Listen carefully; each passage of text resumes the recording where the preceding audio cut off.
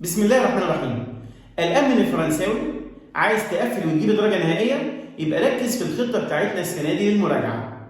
أولاً هتستلم جدول فيه 21 حصة هم حصص المراجعة، بحيث إنك تخلص إن شاء الله على أول 6 ونسيبك 3 أسابيع تذاكر قبل امتحانات الثانوية العامة.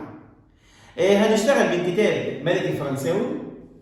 في عندك أول 4 حصص هيكونوا خاصين بالجزء التراكمي، لأن بيبقى عليهم 35% من امتحان الثانوية العامة.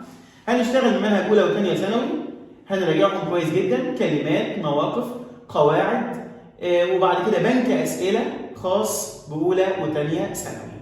بعد كده هندخل على منهج ثالثة ثانوي، هنراجع كل درس بالتفصيل، كلمات زائد كل تفاصيل الدرس، وكمان امتحان على كل درس. بعد كده بنبدأ بنك أسئلة شامل على حسب أسئلة الامتحان. هنتدرب على وثائق متوقعة، والمواقف المتوقعة، والقواعد المتوقعة، وكمان الموضوعات اللي إن شاء الله الامتحان مش هيخرج عنها، وكمان إيميلات مجاب عليها. إن شاء الله معانا هتقفل الفرنساوي وتجيب 40 من 40.